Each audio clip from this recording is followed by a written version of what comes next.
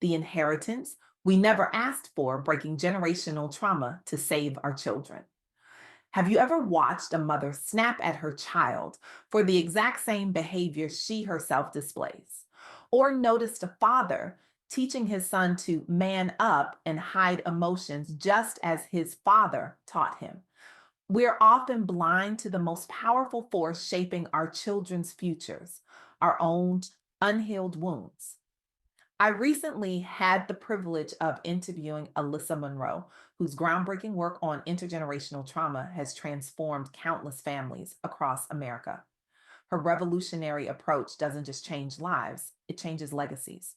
Through 20 years of clinical practice, research, and her own healing journey, Alisa has illuminated the invisible threads that bind generations together through pain. Her insights reveal a truth both uncomfortable and liberating.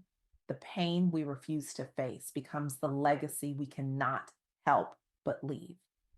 The most dangerous inheritance isn't poverty, Alyssa told me, her voice carrying the weight of countless stories she's witnessed.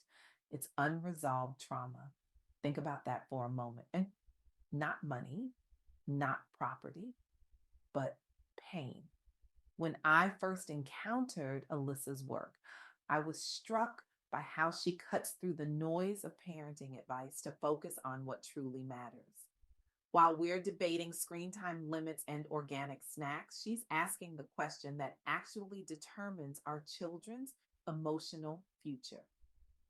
What wounds are you carrying that your children are now bearing the weight of? The statistics are staggering. Children of parents with unresolved trauma are 3 times more likely to develop anxiety disorders. They're twice as likely to struggle with emotional regulation.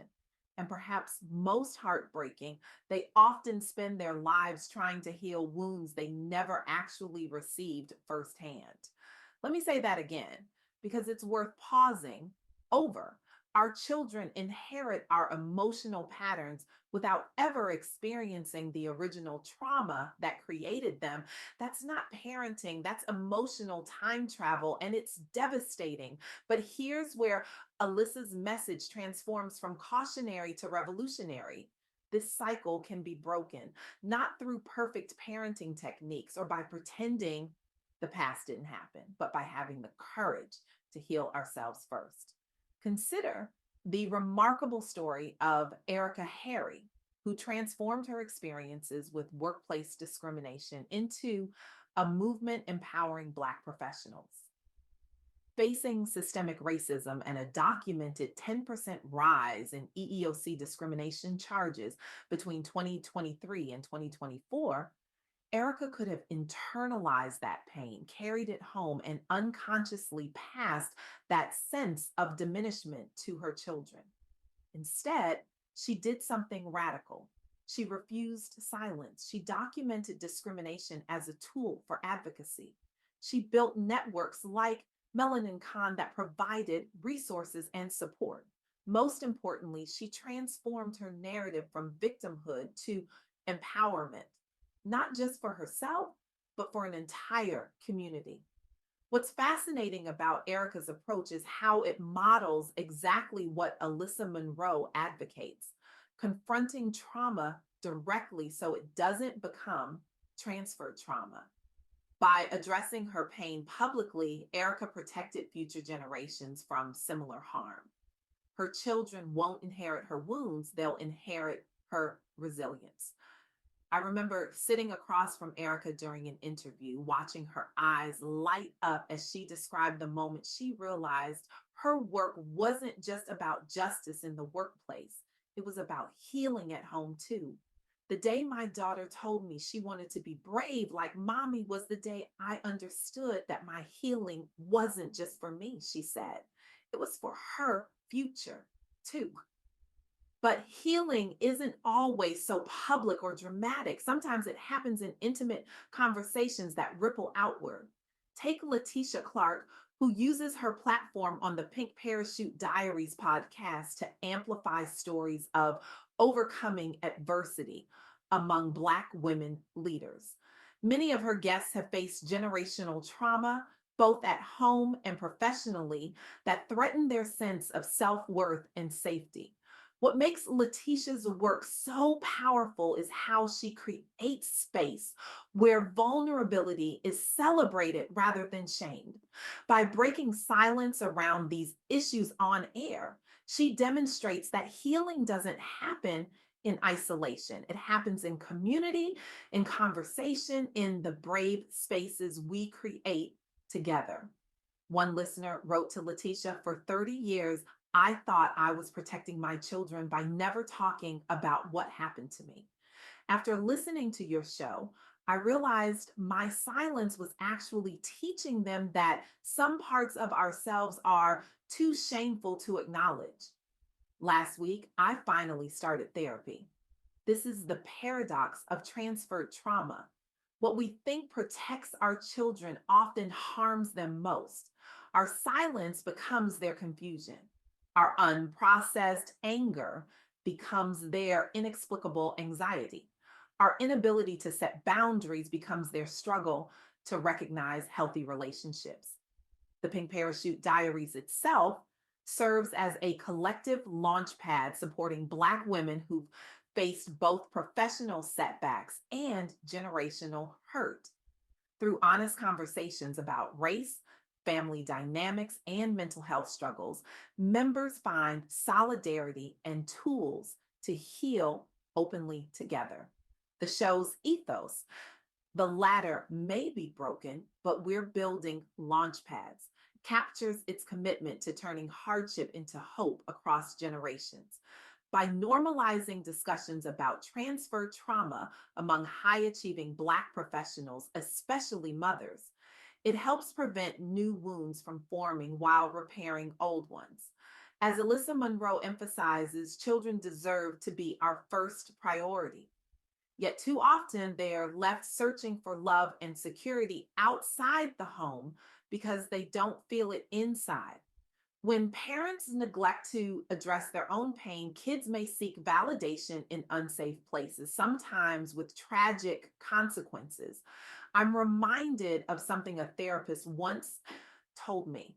Children would rather feel guilty than helpless. Think about that. When something's wrong at home, children will almost always blame themselves rather than accept the terrifying reality that their parents are flawed, hurting humans who sometimes don't know what they're doing. That's why self compassion is such a radical act of love.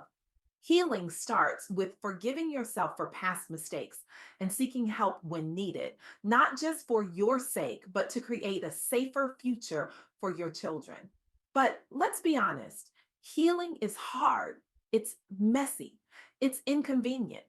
And in a culture that values productivity over presence, taking time to address our emotional wounds can feel self indulgent. That's where we need to shift our thinking. Healing isn't self indulgent, it's the most selfless thing a parent can do. Imagine if we approached emotional health with the same urgency we give to physical health. We wouldn't tell someone with a broken leg to just walk it off or think positive thoughts. We'd insist they get proper care. Yet, when it comes to emotional wounds, we often expect ourselves and others to function perfectly despite carrying invisible injuries that affect every aspect of our lives, especially our parenting. As the African proverb says, the child who is not embraced by the village will burn it down to feel its warmth. Children who don't receive emotional safety at home will seek it elsewhere, often in destructive ways. So, what does breaking this cycle actually look like in practice? First, it requires honest reflection. Ask yourself, what pain am I carrying that I haven't fully addressed? How might it be showing up in my relationships, especially with my children? What emotional patterns do I see repeating across the generations in my family? Second, seek support. This might mean therapy, community healing circles, spiritual guidance, or simply honest conversations with trusted friends. The form matters less than the function creating space to process pain rather than pass it on. Third, prioritize your children's emotional needs, even when it means confronting your own discomfort. When your child's behavior triggers you, that's often a sign that they've touched an unhealed wound. Instead of reacting from that wounded place, pause, breathe, respond from your highest self, not your deepest hurt.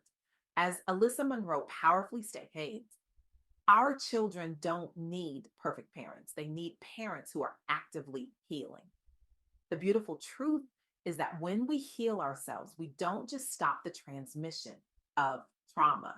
We create new patterns of love, security, and emotional intelligence that ripple forward for generations. I'm reminded of a powerful moment during my interview with Alyssa. She shared how a mother in one of her workshops had an epiphany. I realized I've been parenting from my wounds, not my wisdom. No wonder my daughter and I keep having the same fights. I'm fighting with the mother who hurt me, not the child who needs me.